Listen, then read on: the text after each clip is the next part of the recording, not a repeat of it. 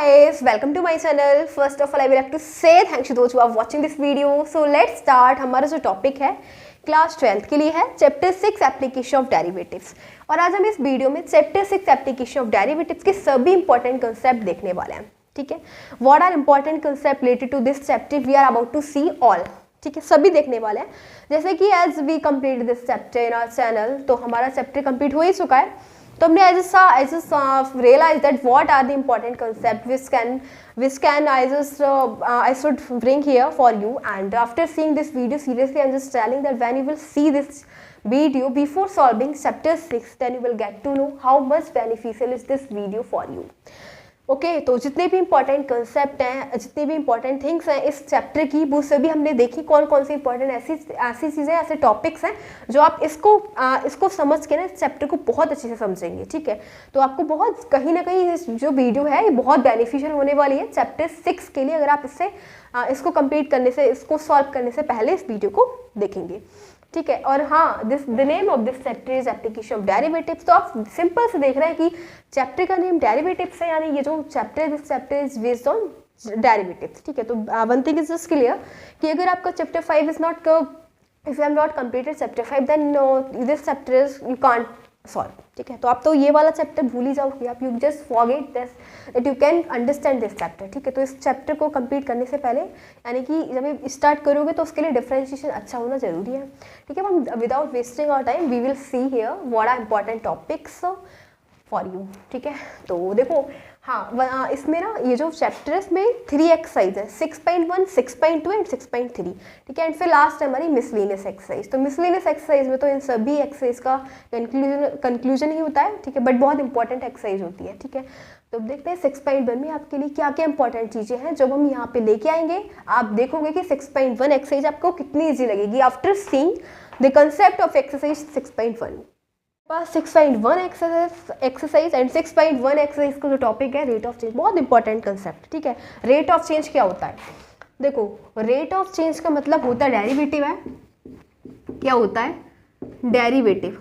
ठीक है, यानी कि अगर हम किसी एक क्वांटिटी का डिफरेंशिएशन करते हैं with respect to another quantity, वही हमारा क्या होता है? Rate of change. ठीक है, differentiation of one quantity with respect to another quantity is called rate of change. Suppose करो हमारे पास है ds ओवर dt। ठीक है, ये है हमारे पास। अब ये क्या है? इसी को तो रेट ऑफ चेंज बोलते हैं। ठीक है, रेट ऑफ चेंज का मतलब क्या हो जाएगा? हमने s का डिफरेंशिएशन किया, यानी डिफरेंशिएशन ऑफ s। ठीक है, s का हमने डिफरेंशिएशन किया किसके रिस्पेक्ट में? टाइम के रिस्पेक्ट में। ठीक है, विद रिस्पेक्ट टू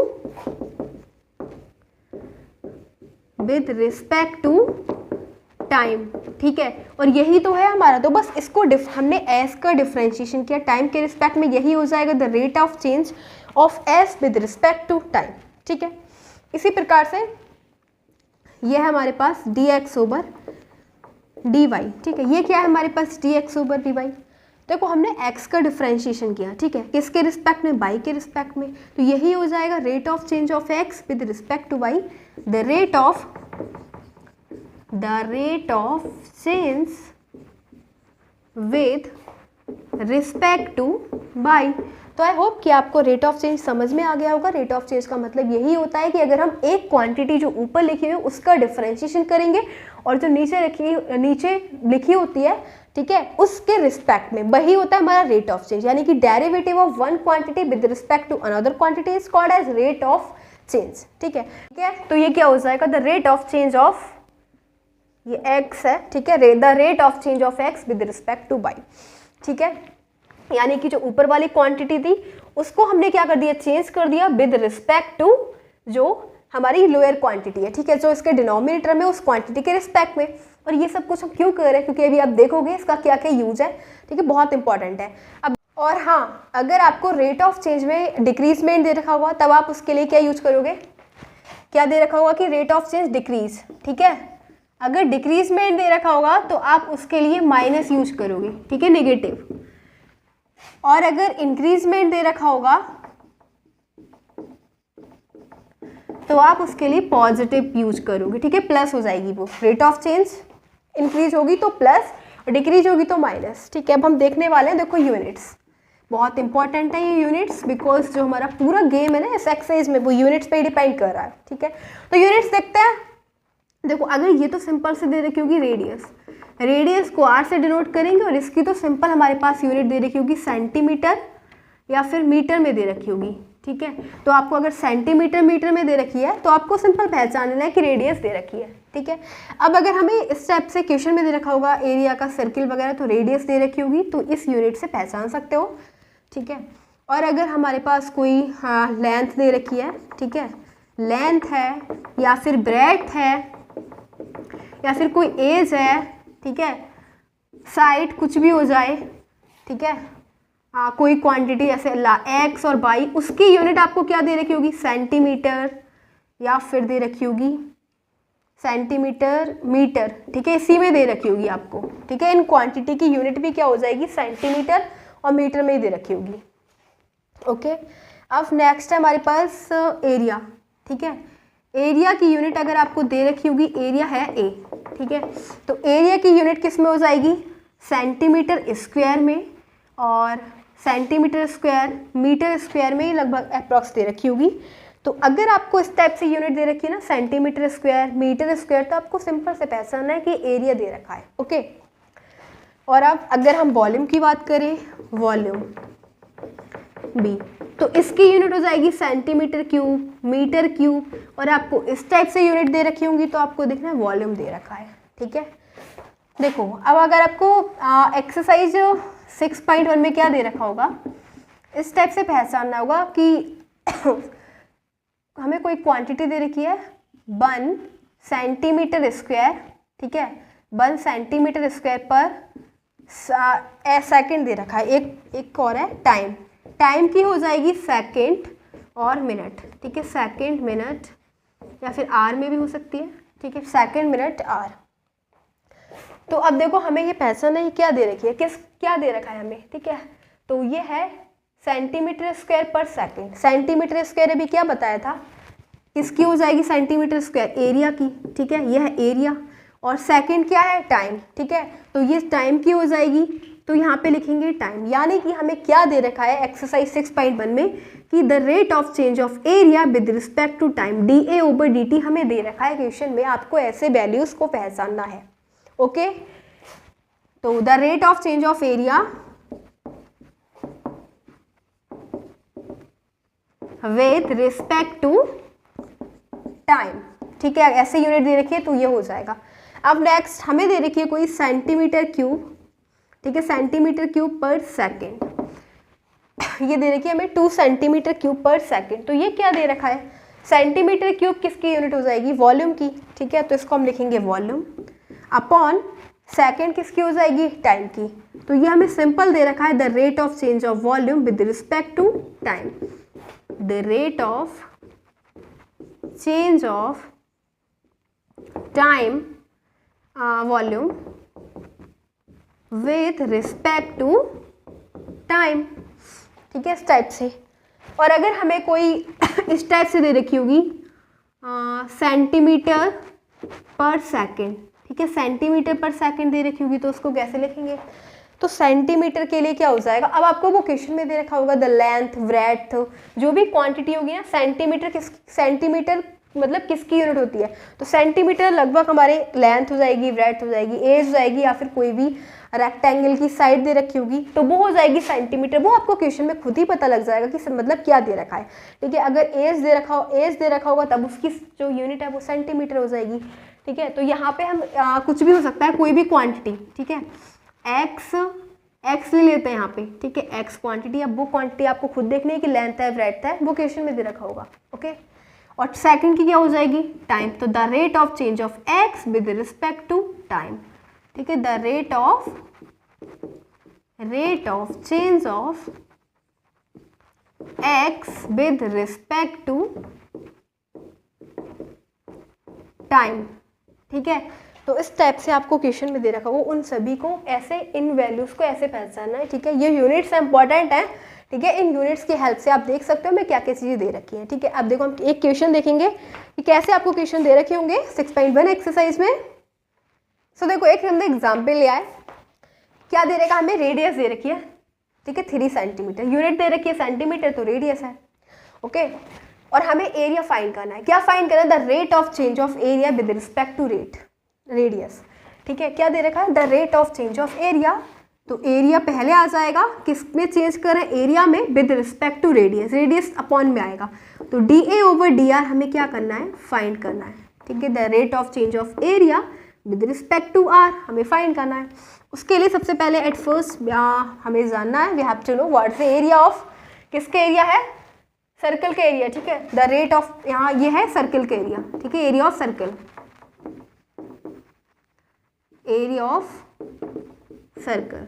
ठीक है तो एरिया ऑफ सर्कल क्या होता है? Pi r square. ठीक है हम क्या करेंगे? Area of circle is equal to pi r square. Now we will differentiate A with respect to r, हमें फाइंड करना है ना d A over D r, तो हम इस एरिया को डिफरेंशिएट कर देंगे आर के रिस्पेक्ट में।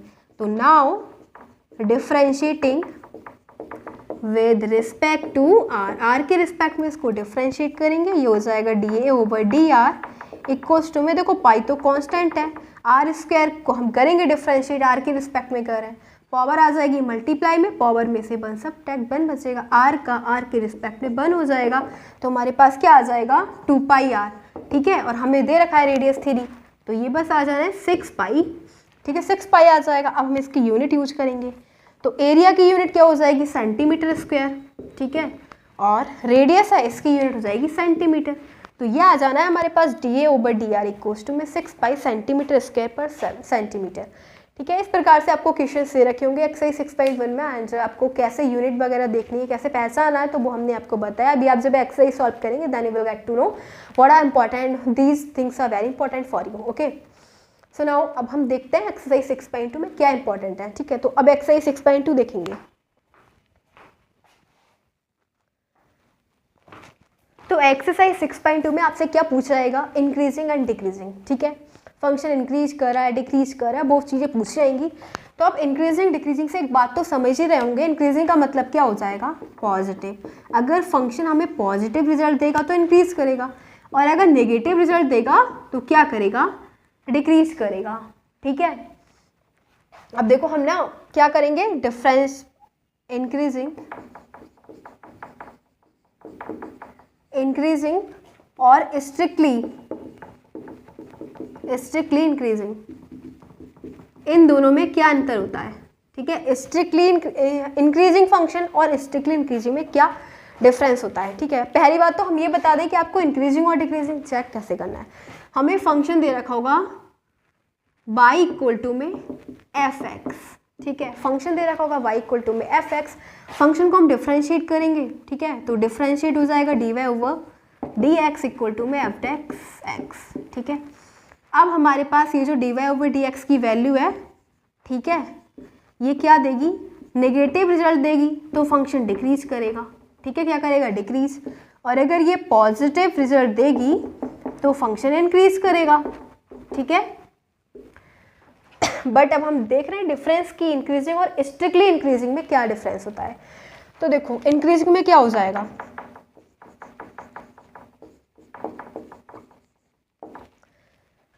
इंक्रीजिंग में D Y over D X की जो वैल्यू है ना वो क्या हो जाएगी? ग्रेटर और इक्वल टू 0। ठीक है अगर आपको ऐसी कंडीशन दिख रही है ना कि हमने डिफरेंशिएट किया फंक्शन को तो उसकी वैल्यू ग्रेटर है या फिर 0 के इक्वल है, तो ये कंडीशन है इंक्रीजिंग की। ठीक है अब नेक्स्ट हमारे पास स्ट्रिक्टली इंक्रीजिंग।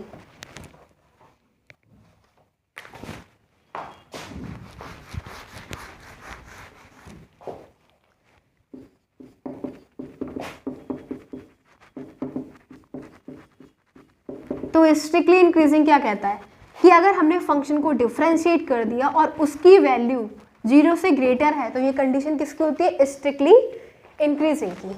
ओके अब इसी प्रकार से हम देखेंगे डिक्रीजिंग में और स्ट्रिक्टली डिक्रीजिंग में डिफरेंस।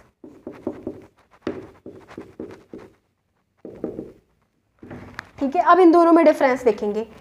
तो बात करेंगे हम डिक्रीजिंग की। डिक्रीजिंग की कंडीशन ये होती है कि अगर D Y over D X, ठीक है इसकी वैल्यू क्या हो जाएगी? इसकी वैल्यू अगर ग्रेटर है, सॉरी लेस है या फिर 0 के इक्वल है, तो ये किसकी कंडीशन होती है? डिक्रीजिंग की। ठीक है, dy/dx का मतलब हमने जो डेरिवेटिव फंक्शन का फाइंड किया है उसकी वैल्यू लेस है या 0 के इक्वल है, तो ये कंडीशन होती है डिक्रीजिंग की। अब स्ट्रिक्टली डिक्रीजिंग देखते हैं।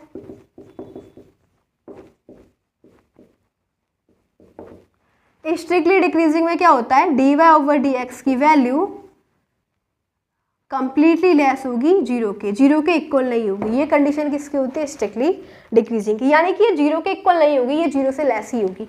इसी प्रकार से बट ये 0 के इक्वल हो जाएगी तो इसको हम डिक्रीजिंग बोलेंगे। और स्ट्रिक्टली इंक्रीजिंग में ये 0 के इक्वल नहीं होगी, केवल ग्रेटर ही होगी। ठीक है, और इस इंक्रीजिंग में ये क्या हो जाएगी? 0 के भी इक्वल हो जाएगी। तो ये हमने देखे concept in decreasing strictly decreasing and increasing strictly increasing. ठीक है, अब नेक्स्ट देखते हैं, एग्जाम्पल लेते हैं। देखो हमने एक क्वेश्चन लिया f(x) = में 2x² - 3x। फंक्शन दे रखा है, हमें क्या फाइंड करना है? फाइंड द इंटरवल्स कि ये जो फंक्शन है वो कौन से इंटरवल में इंक्रीज कर रहा है और किस इंटरवल में डिक्रीज कर रहा है। ठीक है, ऐसे क्वेश्चन पूछ जाएंगे तो हम क्या करेंगे? उसके लिए जो हमें फंक्शन दे रखा है f(x) = में 2x² - 3x, इसको हम डिफ्रेंशिएट कर लेंगे। ठीक है, वेरिएबल दे रखा है x के रिस्पेक्ट में डिफ्रेंशिएट करेंगे, पावर आ जाएगी मल्टीप्लाई में। ओके, पावर में से 1 सब्ट्रैक्ट, x का करेंगे x के रिस्पेक्ट में 1 हो जाएगा, -3 कांस्टेंट x का x के रिस्पेक्ट में 1, यानी हमारे पास आ गया 4x - 3। ठीक है, f(x) = में 4x - 3। अब क्या करेंगे हम? फॉर इंक्रीजिंग और डिक्रीजिंग के लिए f(x) = में 0 पुट कर लेंगे। आपको जितने भी क्वेश्चन होंगे उसमें ऐसे ही करना है। ठीक है, f(x) = में 0 पुट कर लेंगे और यहाँ से हम x की वैल्यू फाइंड करेंगे। तो 4x - 3 = में 0, 4x = में 3, x की वैल्यू आ गई 3/4। ठीक है, x की क्या वैल्यू आ गई? 3/4। अब हम इंटरवल के लिए क्या करेंगे? ये है हमारे पास नंबर लाइन जिसमें माइनस इन्फिनेटिव, ठीक है, और ये हो जाएगा 3/4 और ये हो जाएगा पॉजिटिव इन्फिनेटिव। ठीक है, हम इंक्रीजिंग एंड डिक्रीजिंग कैसे फाइंड करेंगे, कैसे इंटरवल फाइंड करेंगे? उसके लिए हम क्या करेंगे? देखो हमारे पास 2 इंटरवल बने, एक तो बना हमारे पास -∞ to 3/4, ओके, और दूसरा बना 3/4 से लेके इन्फिनेटिव। ठीक है, ये पॉजिटिव इन्फिनेटिव है। 2 इंटरवल बन गए, दोनों में चेक करेंगे फंक्शन इंक्रीज कर रहा है डिक्रीज कर रहा है, लेट्स सी। तो इस इंटरवल में चेक करने के लिए इसके बीच में -∞ से और 3/4 के बीच में कोई भी नंबर ले लो। ठीक है, हम ले रहे हैं यहाँ पे, इसके बीच में आ जाएगा माइनस कोई नेगेटिव नंबर ले लेते हैं। ठीक है, या फिर 0 ले लो। हम क्या ले रहे हैं? 0, इसके बीच में 0 आ जाएगा। ठीक है, हमने 0 ले लिया और 0 जो हमने डिफ्रेंशिएशन किया है ना ये वाला, इसमें पुट करके देखो। ठीक है, तो अगर हम इसमें x की जगह 0 पुट करेंगे तो ये हो जाएगा 4 × 0 0 - 3 यानी नेगेटिव। क्या देगा हमें? माइनस, यानी कि माइनस डिक्रीज कर रहा है, इस इंटरवल में फंक्शन डिक्रीज कर रहा है। ठीक है, तो क्या लिखेंगे? -∞ to 3/4 डिक्रीजिंग है, ये फंक्शन डिक्रीज कर रहा है। ठीक है, और अब हम देखते हैं 3/4 से लेके इन्फिनिटी तक, इसके बीच का कोई भी नंबर ले लो। ठीक है, तो इसके बीच का नंबर हम 1 ले लेते हैं, कुछ भी ले लो, 1 2 3 एज यू विश। हमने 1 ले लिया। अब 1 जो लिया है वो इसमें रख के देखेंगे, जो हमने डिफ्रेंशिएशन फाइंड किया है, x की जगह 1 पुट कर रहे हैं तो 4 × 1 -3, 4 - 3, 1 आएगा पॉजिटिव, इसमें इंक्रीज कर रहा है, पॉजिटिव दे रहा है ये। ठीक है, तो इसमें क्या कर रहा है? ये इंक्रीज कर रहा है, इसमें फंक्शन कर रहा है इंक्रीज। ठीक है, तो हमसे बोला गया था कि हमें बताना है कौन से इंटरवल फाइंड करना है जिसमें फंक्शन इंक्रीज कर रहा है। तो इंक्रीजिंग इंटरवल कौन सा हो जाएगा? 3/4 से लेके इन्फिनेटिव, इसमें इंक्रीज कर रहा है। डिक्रीजिंग इंटरवल हो जाएगा -∞ to 3/4। आंसर आ गया हमारे क्वेश्चन का। ओके, तो ऐसे फाइंड करा इंक्रीजिंग और डिक्रीजिंग इंटरवल। ठीक है, अब देखो नेक्स्ट हमारे पास है, और इसी प्रकार से अगर हमें देखना है फंक्शन इंक्रीज कर रहा है या डिक्रीज कर रहा है, तो उसके लिए हम जब x की वैल्यू, अगर हमसे इंटरवल नहीं पूछा जा रहा है, ठीक है, देन तो हम क्या करेंगे? फंक्शन को डिफ्रेंशिएट करेंगे और फिर हम इंक्रीजिंग डिक्रीजिंग के लिए 0 पुट कर देंगे, x की वैल्यू फाइंड करेंगे, फिर इसमें पुट करके देखेंगे क्या दे रहा है function.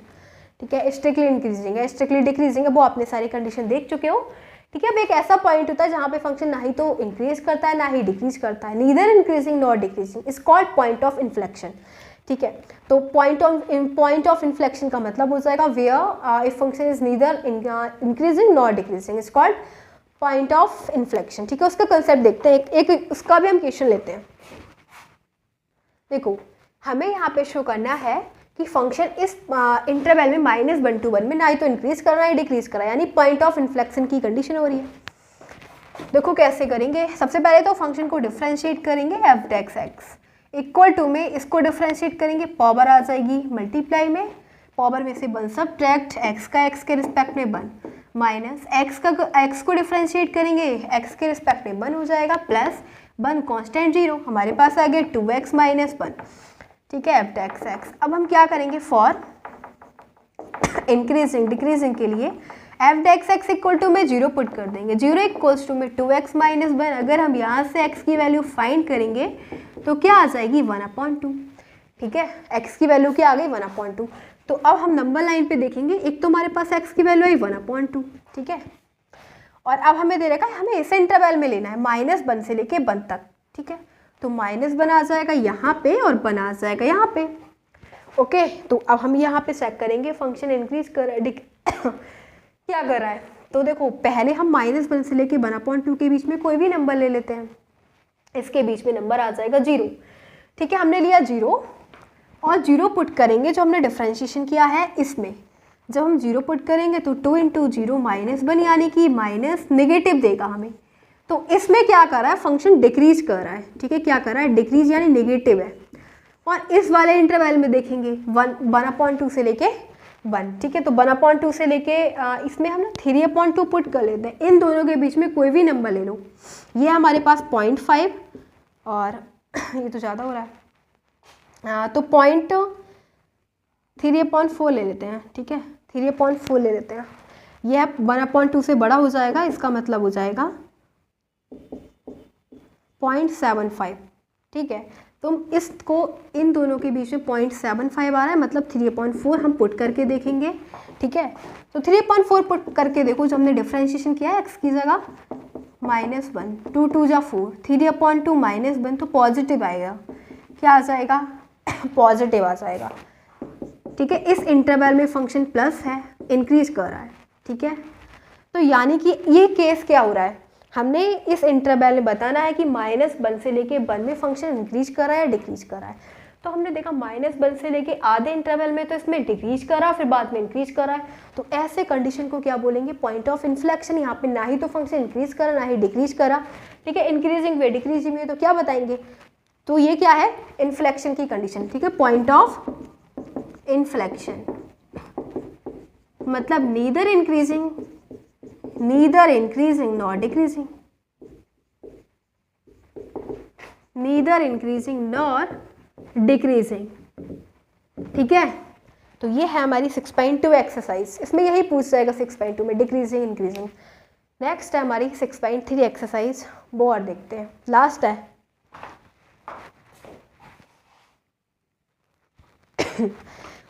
So now we are having exercise 6.3 and 6.3 exercise में बहुत इंपॉर्टेंट कंसेप्ट है एब्सोल्यूट मैक्सिमम एब्सोल्यूट मिनिमम।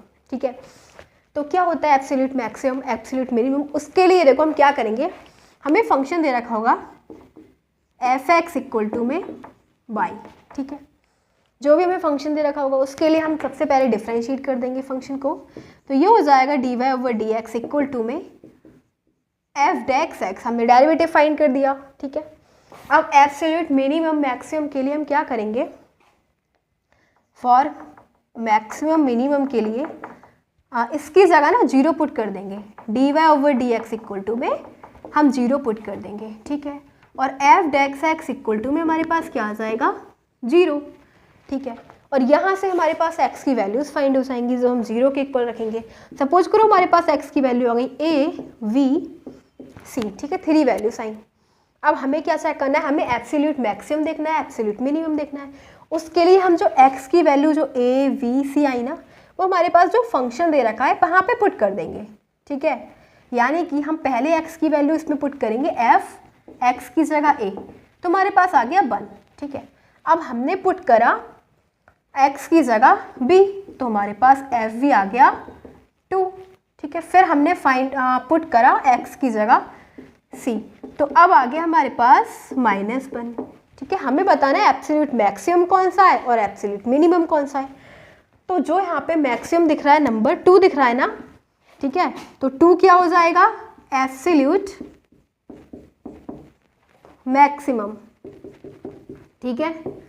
और सबसे छोटा नंबर कौन सा दिख रहा है, स्मॉलेस्ट नंबर -1, -1 क्या हो जाएगा, एब्सोल्यूट मिनिमम। बस यही तो करना है इसमें, और ठीक है। क्वेश्चन लिया हमने और इंटरवल दे रखा है 1,5, इसमें हमें absolute minimum absolute maximum find करना है। तो जैसा हमने देखा, सबसे पहले फंक्शन को डिफरेंशिएट करेंगे, ठीक है। ये हो जाएगा, पावर आ जाएगी मल्टीप्लाई में, पावर में से 1 सब्ट्रैक्ट, x का x के रिस्पेक्ट में 1 -15, सेम पावर आ जाएगी मल्टीप्लाई में, पावर में से 1 सब्ट्रैक्ट x का 1, प्लस यहाँ पे 36x दे रखा है, x का हो जाएगा 1 और 1 का हो जाएगा 0। हमारे पास आ गया 6x² - 30x plus 36 equal to में f dash x।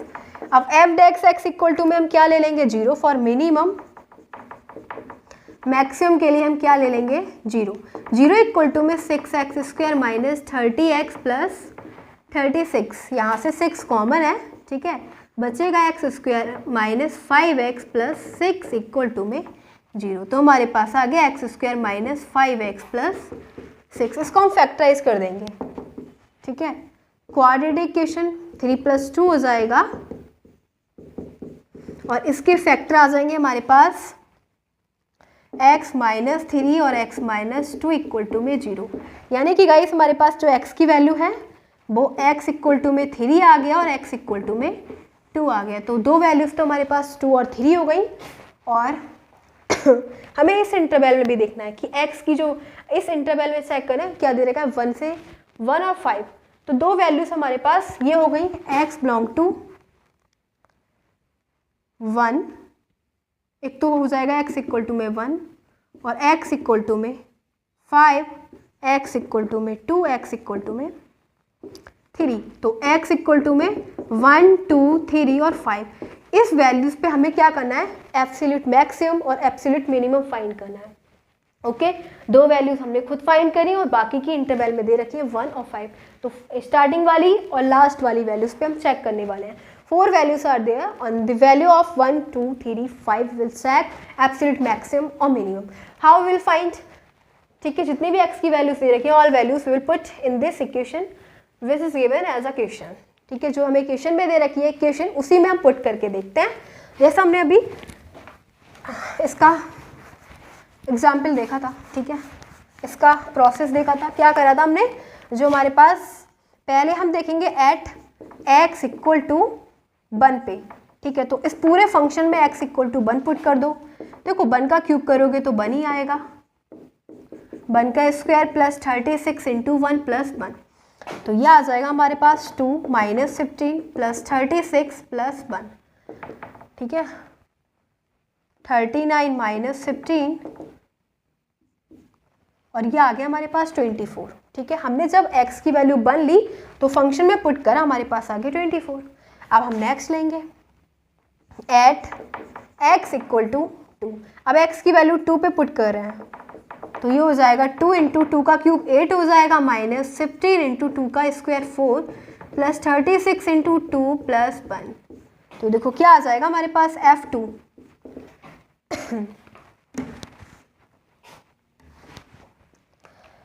16 minus 60 plus 72 और प्लस 1,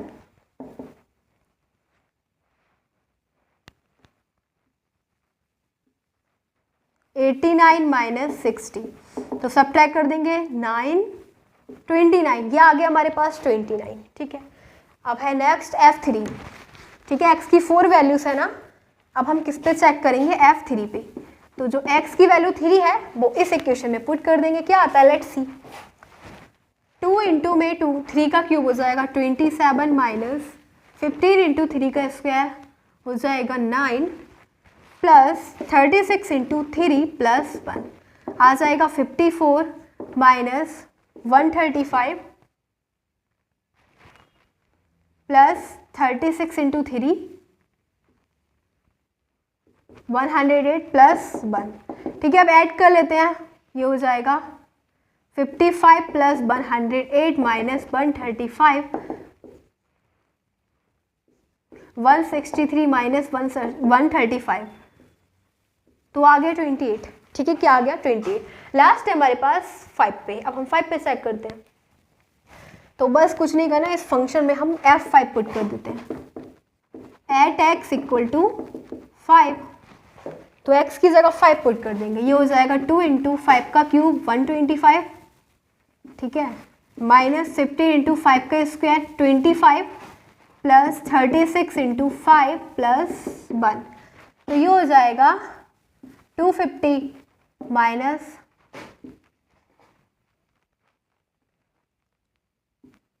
375 प्लस 180 प्लस 1। अब ऐड कर देते हैं, इन दोनों को ऐड कर देते हैं, 431 हो जाएगा, प्लस 1 को भी ऐड कर देते हैं, 375 माइनस कर देंगे, तो ये आ गया हमारे पास 56। ठीक है, हमें क्या बताना है, एब्सोल्यूट मिनिमम और एब्सोल्यूट मैक्सिमम। ठीक है, तो एब्सोल्यूट मैक्सिमम का मतलब क्या हो जाएगा, जो हमें हाईएस्ट नंबर दे रहा है, हाईएस्ट वैल्यू दे रहा है। ठीक है, तो हमारे पास देखो F1 पे क्या आया 24, F2 पे क्या आया 29, F3 पे आया 28 और F5 पर क्या है 56। तो मैक्सिमम सबसे ज़्यादा बड़ा नंबर क्या दे रहा है 55। तो इसी को हमें देंगे एब्सोल्यूट मैक्सिमम। ठीक है, और सबसे छोटी वैल्यू हमें कहाँ मिली, तो वो मिल गई 24। इसको बोलेंगे हम एब्सोल्यूट मिनिमम। ठीक है, तो बस हमें एब्सोल्यूट मिनिमम और एब्सोल्यूट मैक्सिमम में ऐसे ही बताना है। पहले फंक्शन को डिफरेंशिएट करना है, डिफरेंशिएट करने के बाद उसको x 0 के इक्वल रखना है और फिर हमें x की वैल्यू फाइंड करनी है। फिर x की जो भी वैल्यू आएंगी वो फंक्शन में पुट करके देखते हैं, और जो फंक्शन में पुट करके देखते हैं, जो मैक्सिमम वैल्यू देता है उसको बोलते हैं एब्सोल्यूट मैक्सिमम, और जो मिनिमम वैल्यू देता है that's called absolute minimum value. ठीक है, सो ये तो हमारे पास ये वाला जो कंप्लीट नहीं हुआ, क्योंकि अभी इसका एक लास्ट टॉपिक और रह गया है, लोकल मिनिमम, लोकल और लोकल मैक्सिमम। ठीक है, वो और देखेंगे, फिर हमारे ये जो चैप्टर है वो कंप्लीट हो जाता है। हाँ, तो ये लास्ट कंसेप्ट है। After this concept this video will be ended. Okay, तो है हमारे पास लोकल मैक्सिमा, लोकल मिनिमा। क्या होता है, इसको कैसे करेंगे लोकल मैक्सिमा और लोकल मिनिमम। इसके लिए हम क्या करते हैं, हमें फंक्शन दे रखा होगा, सपोज करो हमें फंक्शन दे रखा है y इक्वल टू में fx। ठीक है, हम कुछ नहीं करेंगे, पहले फंक्शन को डिफरेंशिएट करेंगे, हमारे पास आ गया f(x), और फिर हम मैक्सिमा एंड मिनिमा के लिए for maxima minima dy/dx equal to में क्या पुट कर देंगे 0। ठीक है, तो क्या आ जाएगा 0 इक्वल टू में f(x), और हमारे पास यहाँ से x की वैल्यू फाइंड हो जाएगी, सिंगल वैल्यू फाइंड हो जाएगी। ठीक है, ओके, फिर हम क्या करेंगे, दोबारा से इसको डिफरेंशिएट करेंगे। एक तो हमने फर्स्ट टाइम डेरिवेटिव कर दिया, फिर सेकंड टाइम डेरिवेटिव फाइंड करेंगे। ठीक है, तो हम इसको दोबारा से डिफरेंशिएट करेंगे, अगेन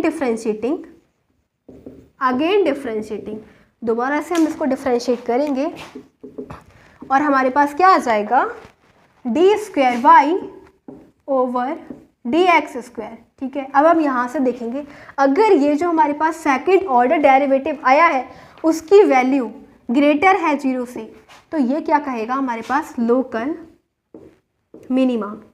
ठीक है, क्या कहेगा लोकल मिनिमा। और अगर इसकी value d² y dx² is less than 0, तो इसको क्या बोलेंगे लोकल मैक्सिमा। यानी इसमें अपोजिट होता है, अगर माइनस आ रहा है तो क्या बोलेंगे मैक्सिमम की कंडीशन, अगर प्लस आ रहा है तो हम बोलेंगे मिनिमम की कंडीशन, क्योंकि यहाँ पे लोकल दिख रहा है ना इसीलिए। ओके, तो बस यहाँ से हमें पहचान करनी है कि अगर नेगेटिव है तो मैक्सिमम है, और अगर पॉजिटिव है तो मिनिमम है। ठीक है, तो हमने देखा लोकल मिनिमा, लोकल मैक्सिमा, और हाँ इसके अंदर हम चेक कर लेंगे एट जो हमने x की वैल्यू फाइंड करी है। ठीक है, at x equal to a पे। ठीक है, तो ये जो a क्या हो जाएगा, a जब अगर हमें ये वाली वैल्यू देगा ना ग्रेटर की, तो एट x जो x क्या हो जाएगा, x से पॉइंट ऑफ लोकल मैक्सिमा। इसी को बोल देंगे x is a point of local local minima, ठीक है। और अगर हमारे पास ये कंडीशन दे रहा है तो हम बोल देंगे x equal two point is a local maxima. बस हमारा यही कंसेप्ट है। जो भी आप जब चैप्टर करेंगे तो आप ये वाली वीडियो पहले देखोगे, इस वाले चैप्टर से chapter 6, then you will get to know that how much beneficial is this video for you. Seriously I am telling you, ठीक है। जितने भी कंसेप्ट है वो हमने आज इस वीडियो में देख लिए हैं चैप्टर 6 से रिलेटेड। सो नाउ सारे all concept are finished and again I want to say thanks for watching this video. Thanks again.